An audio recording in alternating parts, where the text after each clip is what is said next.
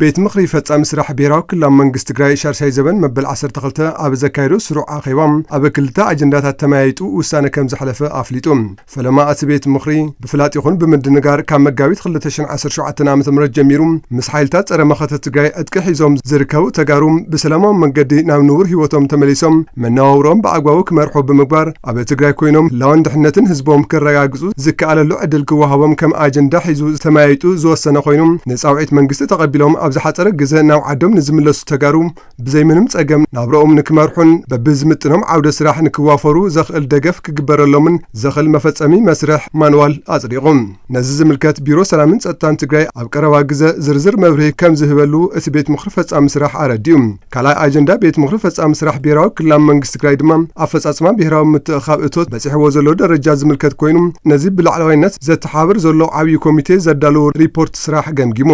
ነዚ መደብ ኣብ ምዕዋት ደቂ ትግራይ ዝነበሮም ተሳትፎ ዕዙዝን ተስፋ ዘስንቕን ኮይኑ በቐጻልነት ትግራይ ኣብ ዓርሰ ምርኮሳኣ ዝተመስረተ ዝተዋሃደን ካብ ግዕዚና ዝረሓቐን ኣገባብ ተመሪሑም ነቲ ጸላኢ ኣብ ልዕሌና ኣንቢርዎ ዘሎ ዕፅዋ ኣብ ምቅላል ህላውናን ድሕነትናን ኣብ ምርጋጽን ብዕቱብ ንኽስራሕ ነቲ ዓብዪ ኮሚቴ መምርሒ ስራሕ ሂቦሎም ናይዚ ብሔራዊ ምትእኻብ እቶት ቀንዲ ዕላማ እቲ ጀኖሳይዳዊ ስርዓት ንዘካየዶ ወራር ኣብ ምምካት ዋጋ ንዝኸፈሉ ሓርበኛታት ንምሕካም ዝተመዛበለ ወገን እግሪ ንምትካልን ትግራይ ካብቲ በፂሕዋ ዘሎ ጉድኣት ንምሕዋይን ማእኸል ዝገበረ ምዃኑ ብምግላጽ ብምዃኑ ድማ ደቂ ትግራይ ነዚ ቅዱስ ዕላማ ንምዕዋት ዝጀመርዎ ዘበራትዕ ተሳትፎ ክሕይሉ ትግራይ ዓርሰ ምርኮሳኣ ብደቃ ክትረጋግጽን ኩሉ ትግራዊ ሓድነቱ ኣስጢሙ ንቕድሚት ክምርሽ ቤት ምኽሪ ፈጻሚ ስራሕ ብሔራዊ ክልላዊ መንግስቲ ትግራይ ጻውዒት ኣቕሪቡ ከም ሓበሬታ ቤት ጽሕፈት ፕሬዚደንት